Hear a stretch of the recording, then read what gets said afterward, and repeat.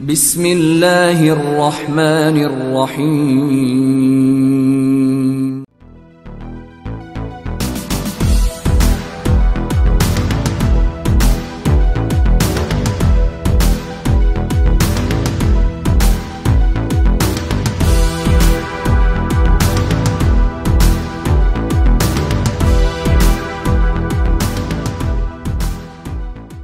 Bismillahirrahmanirrahim. Assalamualaikum warahmatullahi wabarakatuh. Alhamdulillah wassalatu wassalamu ala Rasulillah wa ala alihi wa sahbihi wa mawalah wa la hawla wa la quwwata illa billahi wa ba'd.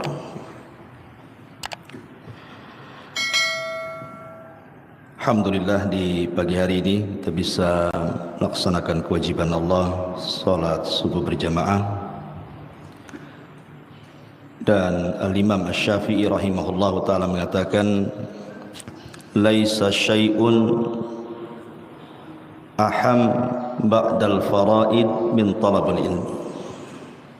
Tidak ada sesuatu yang lebih mulia setelah melaksanakan kewajiban-kewajiban Allah daripada menuntut ilmu. Ada sebuah hadis yang merupakan alamat min alamati nubuwah, tanda dari tanda-tanda kenabian. Kata Nabi SAW dalam hadis Abi Hurairah radhiyallahu anhu, badiru bil a'mali sab'an, bersegeralah kalian beramal saleh sebelum datang 7 perkara. Kemudian Nabi SAW mengatakan, hal tantadhiruna illa faqran munsiyan. Apakah kalian akan menunggu untuk melakukan perbuatan baik itu setelah datang yang pertama faqran munsiyan, kefakiran yang melupakan segalanya, au ghinan mutghiyah, ataupun kekayaan yang melampaui batas, au maradan mufsidah, yang ketiga atau sakit yang merusak badan, au haraman mufannidah, ataupun pikun sehingga dia tidak berakal lagi, au mautan mujhizah, atau yang nomor 5 kematian mendadak, awid dajjal, ataupun datangnya dajjal, fasyarru ghaibin yuntadhar, maka itu perkara yang buruk yang ditunggu-tunggu manusia. Dan yang terakhir awis sa'ah was sa'atu adha wa amar, ataukah kiamat yang datangnya sangat adha, menakutkan, wa amar, dan menyakitkan. Di sini Nabi SAW menasihati 7 perkara yang akan jadi ujian setiap manusia. Manusia pasti akan mengalami 7 perkara ini. Karena Allah Subhanahu wa taala berfirman, wa tilkal ayyam nudawiluha bainan nas. Namanya hari itu diputar. Terkadang sehat, terkadang sakit, terkadang kaya, terkadang miskin. Begitulah hari-hari diputar. Nabi SAW mengatakan, badiru bil a'mal, bersegeralah kalian beramal saleh. Kalau anda sehat, mumpung sehat beramal. Kalau anda kaya, mumpung kaya beramal. Kalau anda masih hidup, mumpung hidup beramal, sebelum datang perkara-perkara yang disabdakan ini. Makanya Allah Subhanahu wa taala ketika bicara soal surga dalam Al-Qur'an, apa kata Allah? Wasari'u ila maghfirati mir rabbikum wa jannatin arduhas samawat wal ardh. Segeralah kalian menuju ampunan Allah Subhanahu wa taala, karena dengan itulah kita akan mendapatkan surga yang seluas langit dan bumi. Apa saja 7 perkara? Yang pertama, faqran munsia, kefakiran yang melupakan segalanya. Terkadang ada orang yang diuji oleh Allah Subhanahu wa taala, awalnya dia kaya. Awalnya dia kaya atau mungkin tidak kaya, cukuplah hidupnya. Tetapi suatu waktu Allah Subhanahu wa taala menguji dia dengan kefakiran. Akhirnya ketika sudah fakir, lupa segalanya. Lupa salat, lupa tanggung jawab, lupa ibadah. Karena apa? Dalam pikirnya hanya berpikir bagaimana caranya hidup dan cari makan. Kita lihat orang-orang fakir itu, sudah fakir malas ibadah kan banyak, ya, karena awamnya mereka. Alasannya, kenapa tidak hadir di majelis taklim? Kalau saya hadir Ustaz nggak makan saya, katanya, gitu ya. Kenapa jarang nampak, biasa sholat gitu? Sibuk saya, tengok anak saya banyak, saya harus cari kerja. Lupa segalanya, termasuk juga lupa sama keluarganya gitu ya. Karena kefakiran, yang fakir ini kan beda dengan miskin. Kalau miskin itu masih punya pekerjaan tapi tidak mencukupi. Tapi kalau fakir ini sama sekali tidak punya pekerjaan, luntang-lantung di hidupnya itu. Kadang kerja ini, kadang kerja itu, serabutan lah bahasa kitanya, dan tidak mencukupi sama sekali. Lah, sebelum Allah Subhanahu wa taala menimpakan kepada kita kefakiran, sekarang kita dalam posisi kecukupan walaupun tidak kaya sekali. Lah, waktu-waktu seperti inilah gunakan, kata Rasul, badiru bil a'mal. Segeralah banyak beramal soleh. Atau kata Nabi SAW sebaliknya, waginan au ghinan mudghiyan, atau justru kekayaan yang menjadikan orang tersebut melampaui batas. Ada orang dulunya fakir, ketika fakir Masya Allah, solatnya rajin, ngajinya rajin, baik sama manusia, suka senyum dan begitu seterusnya. Setelah dikayakan oleh Allah, melampaui batas. Makanya ulama mengatakan bahwa salah satu sirru tughyan, rahasia bejatnya manusia itu adalah harta. Allah mengatakan, kalla innal insana la yatgha an ra'ahu stagna. Manusia itu mudah melampaui batas apabila dibentangkan kekayaan kepadanya. Lihat Qarun, dulunya seorang pembaca Taurat terindah suaranya. Bani Israel suka kalau Qarun itu membaca Taurat karena indah suaranya, maka disebut munawwir Qarun itu dulunya. Tapi setelah dibukakan kekayaan yang melimpah kepada Qarun, kemudian kufur nikmat. Dia tidak menasabkan nikmatnya kepada Allah, justru menasabkan nikmatnya kepada dirinya dan mengatakan, innama utitu min ilmin indi. Kenikmatan yang aku dapat itu karena kecerdasanku. Tidak seperti Sulaiman yang mengatakan, hadza min fadli rabbi, ini semua karunia Allah. Tapi Qarun mengatakan, ini kekayaan aku yang cari, katanya. Maka biasanya kekayaan itu melalaikan. Lah, di waktu kita belum diberikan kekayaan, maka bersegeralah beramal soleh sebelum nanti Allah kayakan, kemudian kita pula melampaui batas. Bagi seorang mukmin, kaya itu sebuah kebaikan, sebagaimana fakir juga sebuah kebaikan bagi seorang mukmin itu. Bagi seorang mukmin itu, saya ulangi, kaya itu baik bagi dia, fakir pun baik bagi dia. Karena ada orang-orang yang Allah Subhanahu wa taala kalau dikayakan bejat dia, kalau dimiskinkan bejat dia.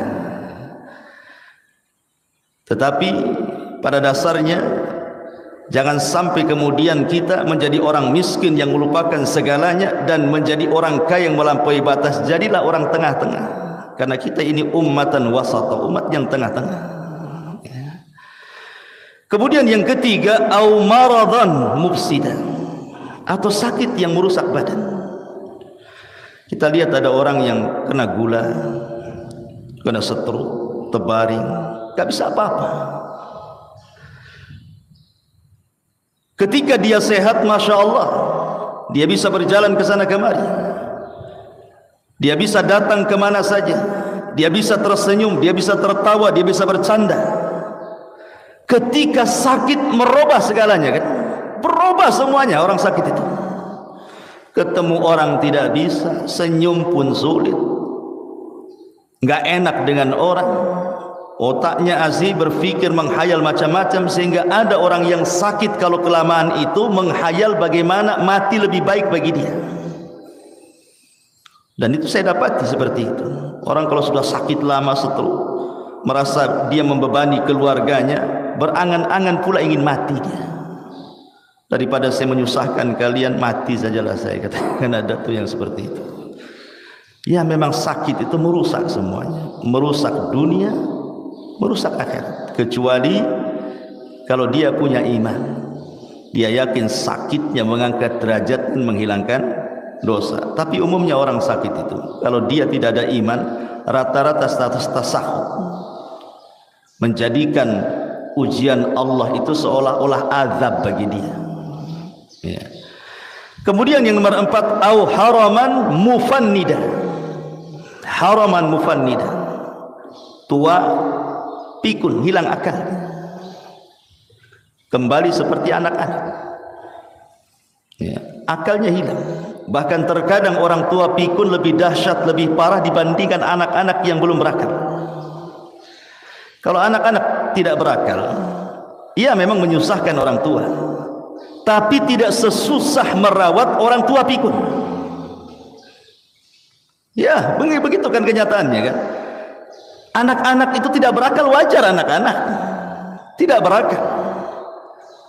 Ya, adalah orang tua merawatnya agak sulit sedikit, kadang rewel, kadang nangis, kadang minta sesuatu, guling-guling dan begitu seterusnya.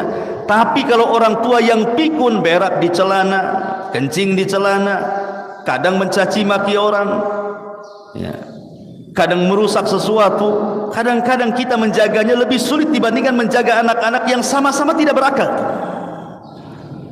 Dan ingat kata para ulama bahwa kebiasaan orang pikun itu biasanya dilihat daripada sebelum pikunnya. Kalau sebelum pikunnya dia suka ngaji, suka baca Quran, suka zikir, ngomongnya juga santun, maka kalau dia pikun itu yang keluar, SAW segerakan kalian untuk melakukan amal saleh. Ini yang nomor 4. Yang nomor 5, au mautan mujhiza, atau kematian mendadak. Di zaman sekarang, ikhwan, kematian mendadak itu lebih banyak dibandingkan di zaman dulu. Di zaman dulu ya banyak juga, tapi tidak sebanyak hari ini kematian mendadak itu. Boleh jadi karena bencana seperti yang terjadi di Jawa Barat. Siapa yang nyangka akan jadi gempa coba? Tahu-tahu rumahnya roboh, ketimpa, mati. Tsunami Aceh, hitungan detik menit saja sudah ribuan orang. Bentuknya itu musibah, otomatis saja. Ya. Atau karena sebuah kecelakaan di jalan. Kita dari rumah baik-baik saja, bahkan boleh kendaraannya itu sudah layak pakai lah, baru lagi mungkin motor yang dibeli itu, remnya bagus, pokoknya nggak akan macet di jalan. Bahkan dia sudah hati-hati lagi, sudah hati-hati dia tidak pernah melanggar lalu lintas.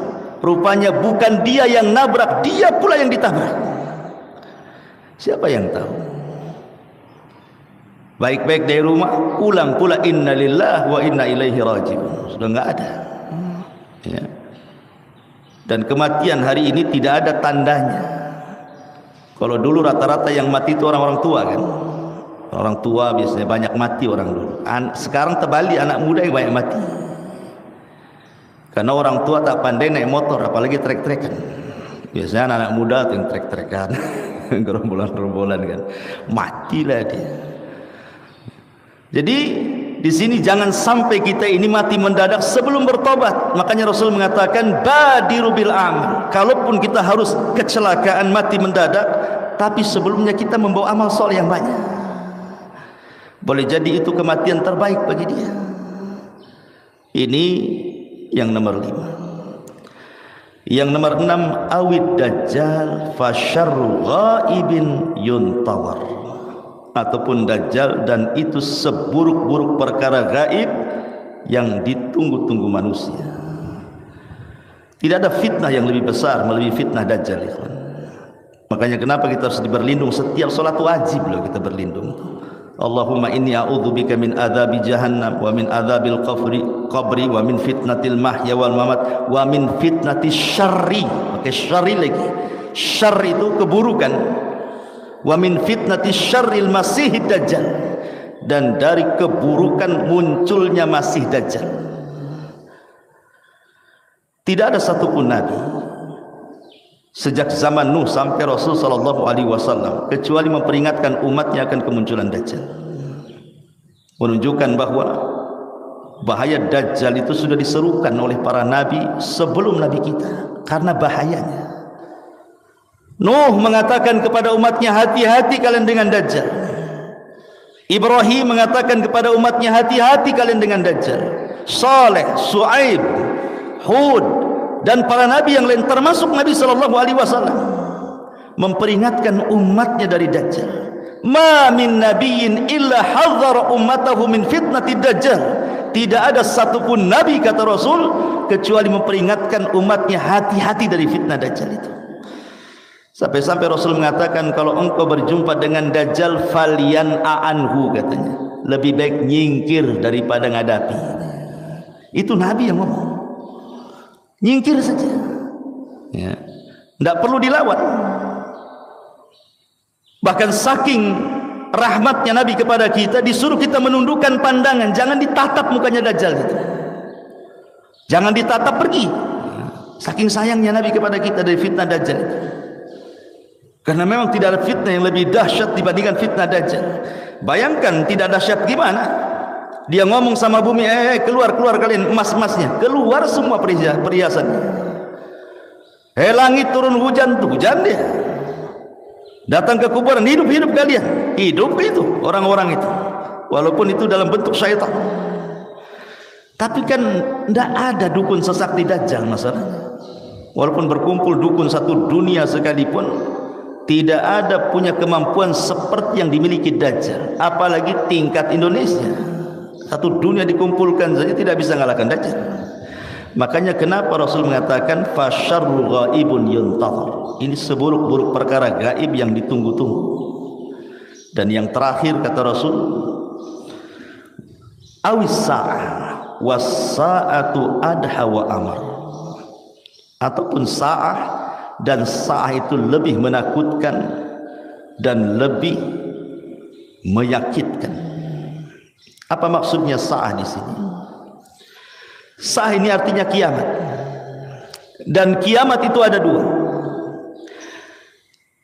Dan kiamat itu ada dua. Yang pasti adalah al-maut, kematian. Ini pasti.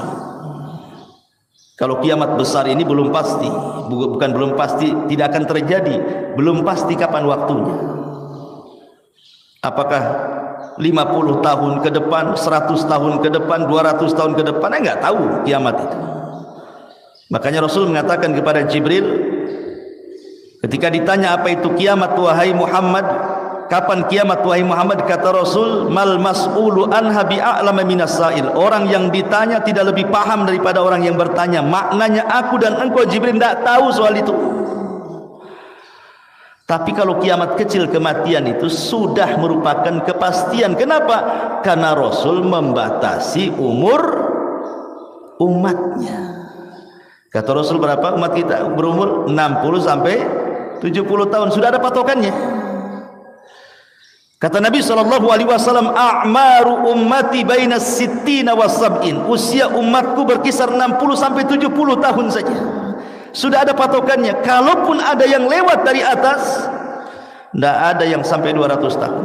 Belum pernah saya dengar ada orang usia 200 tahun masih hidup. Kalau 120 tahun masihlah saya dengar. Tapi kondisinya juga sudah lemah. Pandangannya sudah tidak bisa, rabun, telinganya sudah tuli, badannya pun sudah susah jalan kan itu. Hidup pun buat apa? Lemah semuanya kan. Tapi umumnya manusia itu di bawah 70 tahun, umumnya manusia udah mati. Jadi kalau seandainya antum sekarang usianya umpamanya 60 tahun, ya siap-siap saja tinggal 10 tahun lagi. Karena kematian itu sebuah kepastian. Idza mata ahadukum, kata Rasul, qamat qiyamatuhu. Kalau meninggal salah seorang di antara kalian, tegaklah kiamat kecil kepada dia. Dan ingat, kematian itu kiamat kecil. Adha wa amar, sangat menakutkan, sangat membahayakan. Maka kenapa kita berdoa jangan sampai kita wafat dalam posisi su'ul khotimah. Karena biasanya orang sakit parah yang dekat-dekat kematian itu setan lebih suka dekat dengan dia dibandingkan orang sehat. Dan antum akan merasakan orang kalau sakit parah mendekati ajalnya, aneh-aneh otaknya, mikirnya itu aneh-aneh dia. Tiba-tiba takut berlebihan, ya kan? Tiba-tiba menggigil, macam-macam. Ya. Dan ada orang-orang yang disiksa oleh Allah Subhanahu wa taala di dunia sebelum akhirat, dibuat koma berbulan-bulan, bertahun-tahun tidak mati-mati. Inna lillahi wa inna ilaihi raji'un. Tapi kematian seorang mukmin tidak mungkin ditunda seperti itu. Ya. Maka 7 perkara ini, ikhwan, ini adalah nasihat dari Nabi SAW, dan ini termasuk alamatun nubuwah, tanda-tanda kenabian. Fudail ibn Iyad radhiyallahu rahimahullah taala, seorang ulama tabi'in, pernah bertanya kepada orang yang sudah usianya 60 tahun, "Kamu umruk? Berapa kamu usianya?" kata Fudail. Maka Pak Tua ini mengatakan, "Sittuna ama." Usiaku sudah 60 tahun wahai Aba Abdillah, katanya. Kata Fudail ibn Iyad, "Oh, berarti kau sudah lama berjalan menuju Allah," katanya. Karena sudah usianya panjang kan, berarti sudah lama kau menuju jalan menuju Allah Subhanahu wa taala. Maka tiba-tiba dia mengatakan, "La haula wala quwata illa inna lillahi wa inna ilaihi raji'un."